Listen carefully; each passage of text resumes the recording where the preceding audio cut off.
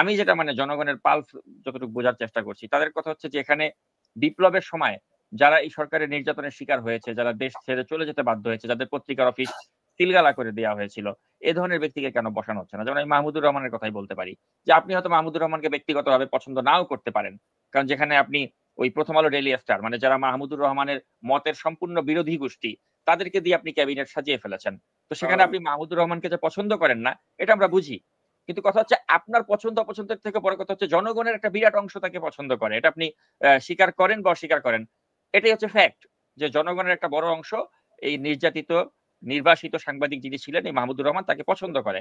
তো আপনি তো ইচ্ছা করলে পারতেন যে একটা জনগণের একটা বৃহৎ অংশ তাদের চাহিদার প্রতি সম্মান দেখিয়ে একজন মাহমুদুর রহমানকে উপদেষ্টা হিসেবে নিয়োগ দিতে, আপনি দিলেন না। তার মানে কি? তার মানে হচ্ছে যে আপনি আপনার জায়গায় ঠিক থাকবেন, যে আপনি নিজে যারা ভালো মনে করছেন, আপনার লোকজন যারা যাদেরকে ভালো মনে করছেন তাদেরকে আপনি বসাচ্ছেন। আর এখানে পাবলিকের যে একটা বড় অংশ যারা মনে করে যে এই বিপ্লবের সময় মাহমুদুর রহমানের একটা ভূমিকা ছিল, তাকে দেশ ত্যাগ করতে হয়েছিল, তার পত্রিকার অফিসটাকে সিলগালা করে দেওয়া হয়েছিল, তার মতো ব্যক্তির সাথে একটা কনভারসেশন করা বা তাকে ডাক দিয়ে নিয়ে তার সাথে একটু আলাপ আলোচনা করা, এগুলো তো আপনাদেরকে করতে দেখি না। কারণটা কি? কারণ হচ্ছে আপনারা একটা এলিট ক্লাসে বিলং করেন, আর মাহমুদুর রহমানের মতো যারা ব্যক্তি রয়েছে তাদেরকে আপনারা মনে করেন যে বাই চান্স সাংবাদিক। তো এই হচ্ছে আপনাদের অ্যাটিটিউড। তো এই অ্যাটিটিউড নিয়ে আপনি কিসের বিপ্লবী সরকার? এই প্রশ্ন যদি আমি করি তাহলে কি এটা কি ভুল হবে? আপনি কি মনে করেন? না, আপনি আপনার সাথে সম্পূর্ণ একমত। বিপ্লবী সরকার তো অবশ্যই না, এটা অভ্যুত্থানের সরকারও না। আমি বারবার করে বলি, লতিফুর রহমান 2001 সালে আপনার জুলাই মাসে যখন তত্ত্বাবধায়ক সরকারের প্রধান হলেন, আমাদের শ্রোতাদের অনেকের মনে থাকবে, তারপর আমি একটু মনে করিয়ে দিই, উনি প্রথম দিন এসে 70 জন সচিবকে ডিসমিস করছে।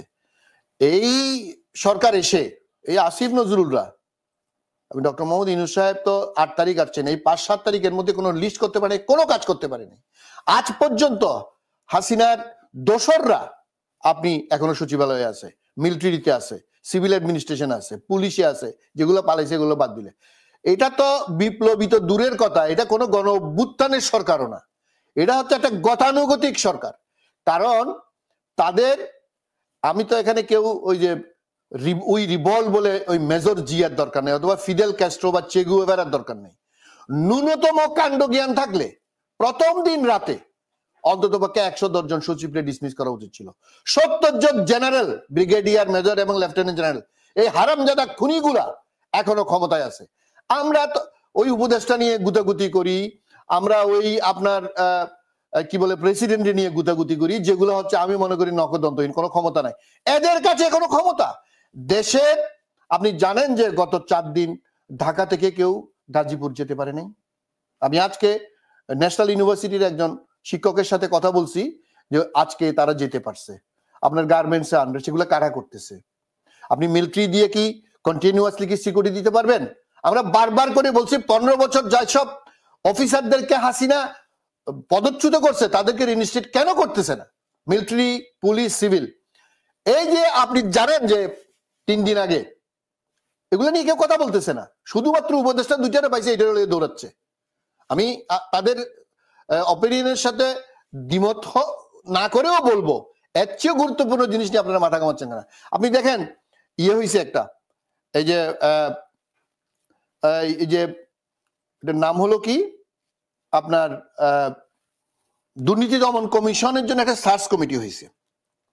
দুর্নীতি দমন কমিশনের সার্চ কমিটি একটা গ্যাজেট হয়েছে, স্ক্রিনে টিটু ভাই দেখাচ্ছেন। আপনি দেখেন সেখানে একটা আইন আছে যে 5 জনের কমিটির মধ্যে বিচারপতি রেজাউল হক, উনি ঠিক আছে, উনি অ্যাপিলেট ডিভিশনের একজন বিচারপতি। আরেকজন বিচারপতি ফারা মাহবুব, উনিও হাইকোর্ট ডিভিশনের বিচারপতি, ঠিক আছে। 3 নম্বর নুরুল ইসলাম, অডিটর এবং কন্ট্রোলার জেনারেল, হাসিনার নিয়োগ এখনো রয়ে গেছে। তারপরে সাবেক ক্যাবিনেট সচিব মাহবুব হোসেন, যে 3 মাস চাকরি করে কয়দিন আগে রিটায়ার করছে, যে নতুন ক্যাবিনেট সচিব যিনি আসছেন তার আগে, সে এই সার্চ কমিটির 2 জন মেম্বার হচ্ছে হাসিনার আপনার নিয়োগকৃত লোক এরা। তাহলে আপনি দুর্নীতি দমন কমিশনের যে চেয়ারম্যান এবং 2 জন কমিশনার যে নিয়োগ হবে, এই সার্চ কমিটি, এটা কত গুরুত্বপূর্ণ ব্যাপার। আগামী 5 বছরের জন্য তারা নিয়োগ হবে। আপনি কি মনে করছেন এদের মাধ্যমে, যে সার্চ কমিটির মাধ্যমে যারা হবে তাদের আপনি ভালো লোক হবে আপনি মনে করেন? কারণ আমি জানি না, ভালো হইতেও পারে নাও হইতে পারে, কিন্তু 2 জন হাসিনার লোক আমি দেখতেছি। এটা আমি তো মনে করি উপদেষ্টার থেকে অনেক বেশি গুরুত্বপূর্ণ এইসব জিনিস নিয়ে আমাদের ডিসকাস করা। কিসের বিপ্লবী সরকার আর কিসের অভ্যুত্থানকারী সরকার?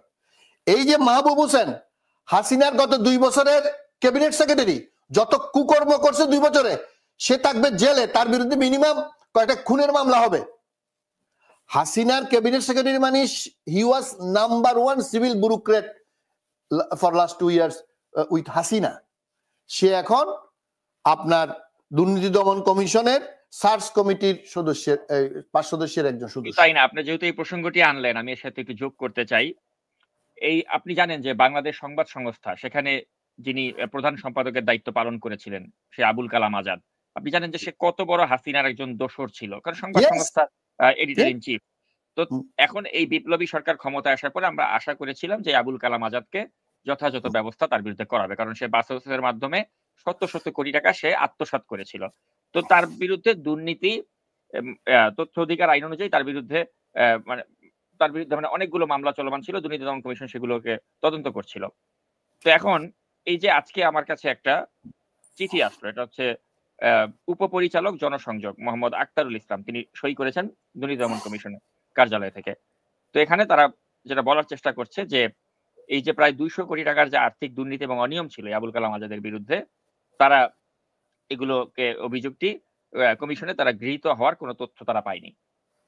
তো এই হচ্ছে অবস্থা, মানে তারা এই দেখুন, এই আবুল কালাম আজাদের মতো ব্যক্তিকে তারা ছাড় দিয়ে দিচ্ছে, যে একটা চিহ্নিত আওয়ামী লীগের দোসর ছিল, শত কোটি টাকা যে আত্মসাৎ করেছে। এখন এই বর্তমান দুর্নীতি দমন কমিশন তার বিরুদ্ধে কোনো অভিযোগ তারা গৃহীত করছে না এবং তাকে ছাড় দিয়ে দিচ্ছে। তাহলে কত বড় মানে দুর্নীতিবাজরা বসে রয়েছে দুর্নীতি দমন কমিশনে এই দুদকে, আপনি চিন্তা করুন যে তারা আওয়ামী লীগের দোসর আবুল কালাম আজাদের মতো একজন ব্যক্তি, তার বিরুদ্ধে তারা অভিযোগ গৃহীত করছে না। এই হচ্ছে অবস্থা। আপনি শুধু তাই না, দুর্নীতি দমন কমিশনে গত 2 সপ্তাহ আগে এই চেয়ারম্যান এবং 2 জন কমিশনার আপনি পদত্যাগ করার পরে কার্যক্রম স্থবির। এটা স্বাভাবিক, কারণ দুর্নীতি দমন কমিশনের এই 3 জন ব্যক্তির অ্যাবসেন্সে কোনো ফাইনাল প্রসিড করতে পারে না। আচ্ছা, ভালো কথা। কিন্তু আপনি যদি দুর্নীতি দমন কমিশন গঠন করার জন্য যে কমিটি, সেখানে যদি হাসিনার 2 জন লোক থাকে, এই নিয়োগকৃত লোকগুলো থাকে, আপনি এগুলো বাতিল করবেন না কেন? আপনি যদি এরকম অধ্যাদেশ থাকে সেটা বাতিল করবেন। বাতিল করে আপনি 5 জন বিচারপতি 2 জন ঠিক আছে, বাকি 3 জন তো আপনি এই হাসিনার মানে নিষ্পেষিত মানুষ যেগুলা, বর্তমান ক্যাবিনেট সেক্রেটারি থাকবে ডক্টর শেখ আব্দুর রশিদ থাকবে, অথবা আপনার প্রিন্সিপাল সেক্রেটারি থাকবে, এরা তো থাকবে। আপনি কি কারণে ওটা আইন থাকলে এটা বাদেন, ওটা অর্ডিন্যান্স জারি করতেছেন শুনলাম, এই অর্ডিন্যান্স জারি করেন না কেন? এইসব অর্ডিন্যান্স তো জারি করবেন। ফাইজামুদ্দাদের সীমা আছে। আপনি যে আবুল কালাম আজাদের কথা বললেন, সেটা হাসিনার প্রেস সেক্রেটারি ছিল এক সময়, if I am not wrong. জি, ইউ আর রাইট। হ্যাঁ, তাহলে হাসিনার প্রেস সেক্রেটারি মানে তো এগুলা, মানে আগে তো ভদ্রলোক, ভালো জার্নালিস্ট, সিনিয়র জার্নালিস্টরা ভদ্রলোকরা হইতো, ওদেরগুলো সবগুলা ডাকাত, বদমাশ, সবগুলো খুনি। প্রায় 200 কোটি টাকা দুর্নীতির অভিযোগ আছে, কিন্তু দুদক তার বিরুদ্ধে অভিযোগ গৃহীত করছে না। তাহলে এই দুদক কে চালাচ্ছে?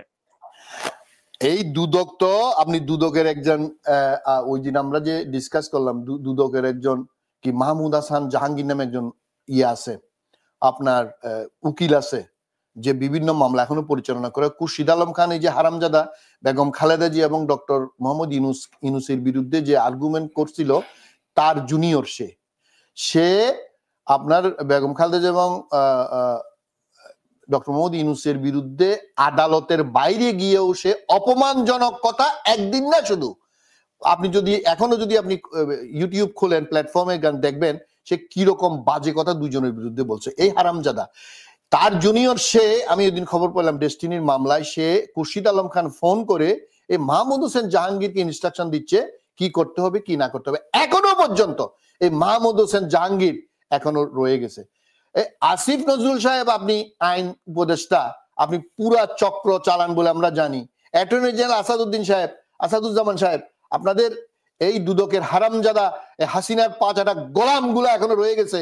এই যে আবুল কালাম আজাদের মতো দুর্নীতিবাজ আপনাদের থেকে মাপ পায়।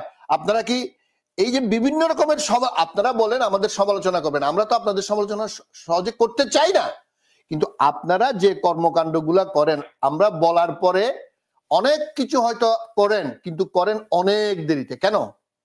এই যে জিয়াউল হাসানের আপনার যে পারিষদ, তার যে কোটি কোটি ডলার, তার আপনার ট্রাভেল এজেন্সি, বলতে বলতে বলতে ওদেরকে কি টাকাগুলো সরানোর সময় দেন?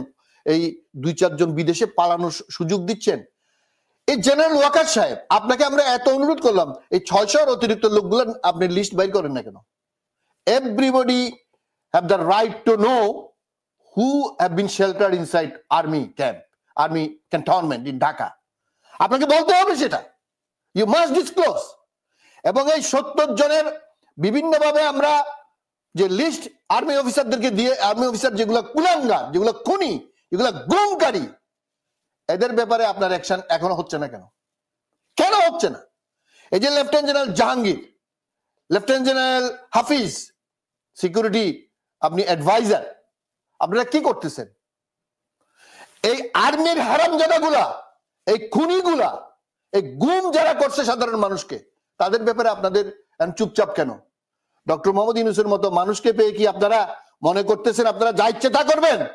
কাউকে ছাড় দেওয়া হবে না। তত্ত্বাবধায়ক সরকারের বা ইন্টারিম গভর্নমেন্টের প্রধান ডক্টর মোহাম্মদ ইউনূস সাহেব ঠিক থাকবেন। উনি আমাদের মাথার উপর, উনাকে ব্যবহার করে, কারণ উনিও একজন বড় ভুক্তভোগী। 177 মামলা উনারও ছিল, হয়তো জুলাইয়ের পরিবর্তন না হলে উনাকে হয়তো জেলে যেতে হইতো। কিন্তু আপনারা বেশিরভাগ, আপনি যে 3-4 জনের নাম বললেন, এরা ছাড়া আপনারা সব মাখন খাচ্ছেন।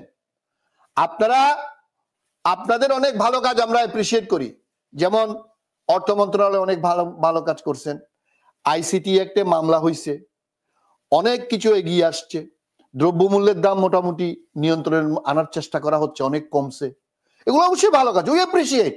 কিন্তু নিরাপত্তার ব্যাপারে আমরা কিন্তু এখনো খুবই উদ্বিগ্ন আছি। এই যে গার্মেন্টস এর ব্যাপারে যে কমিটি করা হলো, এই ঘোড়ার ডিমের বাচ্চাগুলো করেটা কি? এরা কি করে? 4 দিন গাজীপুরের রাস্তা বন্ধ ছিল কেন? কেন এখন নারায়ণগঞ্জ আবার আনরেস্ট হচ্ছে?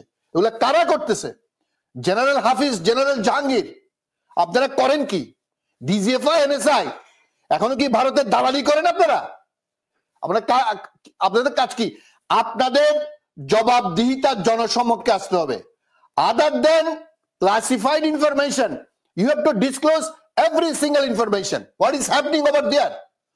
এখন জেনারেল ওয়াকার, ডিজিএফআই, এনএসআই, পুলিশের আইজিপি, র্যাবের ডিজি, আপনাদের কর্মকাণ্ড এখনো পর্যন্ত বাংলাদেশের মানুষ স্যাটিসফাইড না। আপনারা এখনো পর্যন্ত পুলিশের, এবং বিশেষ করে পুলিশ আজকে 3 মাস কাজ করতেছে আমরা জানি, কিন্তু পুলিশের নিয়োগ দেরি হচ্ছে কেন? পুলিশের নিয়োগ দেরি হচ্ছে কেন? এগুলো কি সংস্কারের দরকার আছে নাকি?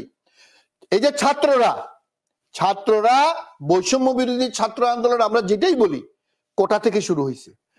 এখন এই যে নাহিদ, এই যে আসিফ, এখন এই যে মাহফুজ, 3 জন মন্ত্রী হয়েছে, উপদেষ্টা হয়েছে, কয়জন ছেলে নিয়োগ হয়েছে? আমি জিজ্ঞেস করতে চাই তাদের 3 জনকে, তাদেরকে আমি আপনি বলতে চাই না, ভাতিজা। তোমরা বলো যে তোমরা কতজন লোক নিয়োগ করছো? তোমাদের তো একজন মনিটর করা উচিত যে আমরা এই মাসে কতজন লোক, ছাত্র, এই বেকার শিক্ষিত ছেলেকে নিয়োগ দিলাম, কই সেটা করো। কয়জন ছেলে নিয়োগ হয়েছে? নাহিদকে দেখলাম শুধু সুপারিশ করতেছে, ওই অমুকরে প্রেস মিনিস্টার লন্ডনে, অমুকরে ওয়াশিংটনে, আরেক ব্রিগেডিয়ার জেনারেলকে অমুকের মহাপরিচালকের জন্য, সে পলিটিশিয়ান হয়ে গেছে দেখতেছি। ভালো, রাজনৈতিক দল তো আরেকটা দরকার, বিএনপি তো বড় রাজনৈতিক দল, এখন আওয়ামী লীগ তো জাহান্নামে গেছে, এটা তো এখন নাজি পার্টি হয়ে গেছে। তো জামাত ইসলামী তো এখনো ছোট পার্টি, কম্পিট করার মতো এখনো তাদের ওই লেভেলে যায় নাই। তো বৈষম্য বিরোধী ছাত্র আন্দোলন যে নাগরিক পরিষদ করেছে, আমরা বলি তারা একটা ভালো রাজনৈতিক দল করুক, তারা কি কিংস পার্টি করবে নাকি কিং মেকার হবে, they will have to take decision. এখন সুপারিশ গতানুগতিক রাজনৈতিক নেতাদের মতো দেখলাম যে নাহিদ একদম, তার অন্তত 1 ডজন সুপারিশ আমাদের কাছে আসছে, যদি 2-4টা স্ক্রিনে টিটু ভাই দেখাইতে পারেন, সুপারিশ করতে করুক।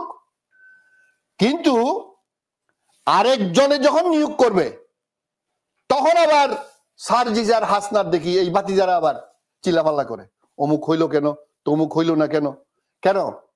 যদি একটা কনসেন্ট্রেটেড এফোর্ট যদি না হয় তাহলে কেমনে হবে?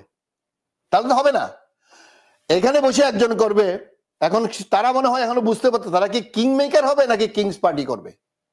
তো সুতরাং সুপারিশও করতে হবে, করো করো, কিন্তু ওই যে কিংস পার্টির যে আশঙ্কার কথা বলছেন, এই আশঙ্কাটা জাগার পেছনে কিন্তু একটা কারণ রয়েছে। কারণ হচ্ছে আপনি দেখেন যে হাসিনা পালিয়ে গেল, নতুন একটি সরকার গঠিত হলো। ৩ মাস পার হয়ে গেল। মানে প্রায় অলমোস্ট ১০০ দিন হয়ে যাচ্ছে। এখনো পর্যন্ত তারেক রহমানকে দেশে আনার ব্যাপারে কিন্তু দৃশ্যমান কোনো কিছু দেখতে পাচ্ছি না। এবং আসলেই তারেক রহমান কবে আসতে পারবেন, তার মামলাগুলোর জটিলতা কবে নিরসন হবে, এটা নিয়ে কিন্তু যথেষ্ট প্রশ্ন দেখা দিয়েছে। এখন আমার কথা হচ্ছে যে আমরা যদি বলে থাকি যে এটা একটা জনগণের অভ্যুত্থানের ফলে একটা সরকার প্রতিষ্ঠিত হলো, তাদের একটা এমনই অভ্যুত্থানের সরকার এটা, চুপ্পুকে তারা সরাতে পারে না। তারেক রহমানকে দেশে আনতে পারে না। আর আমি বা পিনাকি ভট্টাচার্য বা জুলকারনাইন স্যার আমাদের বিরুদ্ধে যে মামলাগুলো ছিল, সেগুলোরও কিন্তু মানে ঝুলিয়ে রাখা হয়েছে। অর্থাৎ আমরাও যে দেশে গেলে যে খুব স্বাচ্ছন্দ্যের সাথে যেতে পারবো, ওটারও কিন্তু কোনো নিরাপত্তা নেই। কারণ আমাদের মামলাগুলো এখনো কিন্তু সেগুলোকে শেষ করা হয়নি। সেগুলো এখনো ঝুলন্ত অবস্থায় আছে। তো তাহলে আপনি দেখেন চিন্তা করে যে এটা কি ধরনের বিপ্লবী সরকার? যে তারেক রহমানের বিরুদ্ধে করা ভুয়া মামলা প্রত্যাহার করে তারেক রহমানকে দেশে আনার রাস্তা তারা সুগম করতে পারেনি। প্রায় ১০০ দিন পার হয়ে গেল তারপরেও। তারপরে চুক্তি আপনাদের মতলব এখনো বিরুদ্ধে বসে আছে। তো এইটাই আপনাদের কিসের বিপ্লবের সেন্টিমেন্ট ধারণ করে? না, আপনাদের বিরুদ্ধে যে মামলা বা তারেক রহমানের বিরুদ্ধে যে মামলা, আমি মনে করি আপনাদের গায়ে হাত দেওয়ার মতো সাহস বাংলাদেশে এখন কোনো বাপের বেটার বা বেটির হয়নি। আমি ব্যক্তিগতভাবে মনে করি আপনারা দেশে যান, ইনশাআল্লাহ কোনো বাবার ক্ষমতা নাই আপনাদেরকে, বাংলাদেশের জনগণ হচ্ছে আপনাদের নিরাপত্তা, এটা আমি মনে করি। আর বিএনপি একটা ম্যাচিউরড রাজনৈতিক দল এবং আহ, আহ, গত ১৭ বছর তারা রাজপথে লড়াই করে আপনি হাসিনা তাদেরকে টলাইতে পারেনি, এটা আমাদেরকে বলতে হবে। বিএনপি কোনো আপনার রেডিক্যাল পলিটিক্যাল পার্টি না, বাট তাদের যে একাগ্রতা, তাদের একদম তৃণমূল থেকে সর্বোচ্চ পর্যায়ে আপনি বলতে পারেন 99% নেতা কর্মীদেরকে এত নিষ্পেষণ করার পরেও ৫০-৬০ লাখ আসামি, ২ লক্ষের কাছে মামলা, বেগম খালেদা জিয়া থেকে একদম ওয়ার্ড লেভেলের নিম্ন পর্যায় পর্যন্ত তাদের, এগুলো তো আমরা সবাই জানি। সুতরাং তারেক রহমান সাহেবকে তত্ত্বাবধায়ক বা ইন্টারিম গভর্নমেন্টের কোনো মামলা প্রত্যাহারের কারণে আসতেছে না, এটা আমি ব্যক্তিগতভাবে মনে করি না। কারণ তারেক রহমান সাহেব যদি আসতে চায়, আমি মনে করি উনি আসা উচিত। আগেও একদিন এটা নিয়ে আমরা ডিসকাস করছি এবং হয়তো বিএনপি ডিসিশন নিছে, হয়তো এখন আসবে না। আমার যদ্দূর আমি জানতে পারছি সেটা হচ্ছে বিশেষ করে বেগম খালেদা জিয়ার চিকিৎসার ব্যাপারে ওনারা খুবই উদ্বিগ্ন, কারণ উনি এখনো মুভ করার জন্য ওনাকে এখন আপনি জানেন ওনাকে অনুমতি দিছে ডাক্তাররা, এবং ওনাকে যে ধরনের প্লেনে নেওয়ার কথা, লং রেঞ্জের একটা প্লেন, নন স্টপ প্লেনে ওনাকে নেওয়ার জন্য মানে ওনার পুরা আপনার ডাক্তারদের বোর্ড সহ ২ জন নার্স সহ যাওয়ার যে প্ল্যানিং, সেটা ৯ তারিখ যাওয়ার কথা বলে শুনছিলাম, পরে এটা আবার পিছাইছে। আমার ধারণা মায়ের চিকিৎসার জন্য হয়তো তারেক রহমান সাহেব ডিলে করতেছে, but it's my assumption so far. আর উনি আসতে চাইলে আমি মনে করি না বাংলাদেশে আর উনাকে ঠেকানোর কেউ আছে। তো যাই হোক, আমি আপনার এটা যদি আমি এইভাবে কনক্লুড করি, আমাদের ইন্টারিম গভর্নমেন্টের অনেক রকমের অ্যাপয়েন্টমেন্ট নিয়ে আমাদের অনেক সমালোচনা আছে এবং এই সমালোচনাগুলো ভ্যালিড। কিন্তু ওই যে একটা কথা আছে না, আমি ওই যে হাদিস নিয়ে টানাটানি করতে, আমি কোরআন নিয়ে গুতাগুতি করা তো আমার ঠিক হবে না, যদিও এই তুলনা আমার করা ঠিক হচ্ছে কিনা জানি না। অর্থাৎ আমি বলতে চাচ্ছি, আমরা যদি এই ১৭ বছর যুদ্ধের পরে গণতন্ত্র ফেরানোর জন্য অন্তত প্রধান যিনি ডক্টর মোহাম্মদ ইউনূসের অনেক ভুল ভ্রান্তি, উনি সমালোচনা করতে বলছে, আমরা করতেছি, উনি হয়তো শুনতেছে না। কালকে টিটু ভাই উনাকে কালাবদির বলছেন, এটার সাথেও আমি একমত। উনি কি শুনতেছেন না? অবশ্যই শুনতেছেন। তাহলে অ্যাকশনে যাচ্ছেন না কেন? আমরা ওনাকে আহ্বান করব, আপনি অবশ্যই আপনার পারিষদের সাথে বসবেন, এগুলা শুনবেন, এখানে যৌক্তিক যেসব কথাবার্তা আছে এগুলা আপনি রেটিফাই করবেন। বিশেষ করে আপনাকে আমি বলছিলাম, আমি শুধু না, আমাদের অনেকের প্ল্যাটফর্ম থেকে আমরা বলছিলাম যে আপনি কমপক্ষে 50 জন আপনার উপদেষ্টা নিয়োগ করতে হবে বা সহকারী নিয়োগ করতে হবে। এখন উপদেষ্টা সহ আপনার সহকারী সহ আপনি প্রায় 26-27 জন নিয়োগ করছেন। আমি মনে করি still not it is enough, because এটা 3 মাসের গভর্নমেন্ট না। আপনাকে মিনিমাম 1 থেকে 1.5 বছর থাকবেন বলে আমরা মনে করতেছি, এবং এটাই হয়তো যৌক্তিক। তো সুতরাং আপনাকে আরো লোক নিয়োগ করতে হবে, এবং নিয়োগ করবেন অবশ্যই আর ঢাকা বিশ্ববিদ্যালয়ের এই চ্যাংড়াদেরকে নিয়োগ করবেন না। এখন নিয়োগ করবেন ঢাকার বাইরে। আপনি রাজশাহী বিশ্ববিদ্যালয়, শাহজালাল প্রযুক্তি বিশ্ববিদ্যালয়, জাহাঙ্গীরনগর, চট্টগ্রাম বিশ্ববিদ্যালয়ের ছেলেপেলেদেরকে দিবেন। প্রাইভেট বিশ্ববিদ্যালয় যাদের রক্তে 18 তারিখের পরে বাংলাদেশ মুক্ত হয়েছে, এদেরকে আমাদের ভুলে গেলে চলবে না। খুলনার মুগ্ধকে ভুললে চলবে না। BRAC, north south, east West, daffodil, চট্টগ্রামের ইসলামিক ইউনিভার্সিটি, এই প্রাইভেট বিশ্ববিদ্যালয়গুলো ভুলে গেলে চলবে না। এবং সর্বোপরি আপনাদেরকে বলবো, স্টেক হোল্ডারদেরকে, প্রধান স্টেক হোল্ডার যারা, শুধু ছাত্রদের সাথে, এবং ছাত্র বলতে শুধু ওই 8-10 জন চ্যাংরার সাথে কথা বললে হবে না। আপনাকে অবশ্যই প্রাইভেট বিশ্ববিদ্যালয়ের ছেলেদের কথা বলতে হবে, অবশ্যই বিএনপির সাথে কথা বলতে হবে, অবশ্যই জামাতের সাথে কথা বলতে হবে, অন্যান্য গণ অধিকার পরিষদ এদের সাথে কথা বলতে হবে। আপনি যদি স্টেক হোল্ডারদের সাথে কথা না বলেন, তাহলে তো সেটা অন্যরকম হয়ে যাবে। এখানে এই কথা বলে শেষ করি। আপনি যে বলছিলেন যে ডক্টর মাহমুদুর রহমান সাহেবের কথা, হ্যাঁ, he is one of the most victim এই হাসিনার আমলে। কিন্তু আবার এটাও দেখেন, আমরা জানি ডক্টর মোহাম্মদ ইউনূস সাহেবের সবচেয়ে আপনজনদের মধ্যে ডক্টর শহীদুল আলম, বাংলাদেশের আন্তর্জাতিক খ্যাতি সম্পন্ন ফটোগ্রাফার, এবং উনি অন্যতম নিষ্পেষিত। জেল জুলুম, উনাকে চোখ বন্ধ করে উনার মতো মানুষকে, উনাকেও তো উনি নিয়োগ করেননি। আবার উনার মানে দীর্ঘদিনের আইনজীবী ব্যারিস্টার আব্দুল্লাহ আল মামুন, উনি তাকেও তো নিয়োগ করেন। উনি they are the most closest man. হ্যাঁ, উনি যেমন এই যে আমরা অবশ্যই নূরজাহান বেগমের সমালোচনা করব, উনি কোনো কাজ করতে পারেন না। গ্রামীণ ব্যাংকের একসময় চেয়ারম্যান, উনি কেন রাখছেন উনাকে? উনাকে আপনি অন্য জায়গায় নিয়ে যান। ওখানে যদিও এখন গতকাল দেখলাম ওই যে পিজি যেটা ভাইস চ্যান্সেলর ছিল, ওনাকে ওখানে স্টেট মিনিস্টারের পদমর্যাদায় নিয়োগ করা হয়েছে। তো এখন আমার কথা হচ্ছে, আপনার 85 বছর বয়সেও আপনি যে কাজ করতে পারেন, এই 70, 72, 75 বছর বয়সে এরা সে কাজ করতে পারে না। যারা কাজ করতে পারে না তাদেরকে এইসব ইনভ্যালিড লোকের নিয়োগ করার তো কোনো দরকার নেই, with all respect to them. বয়স হয়ে গেলে তো মানুষ কাজ করতে পারে না।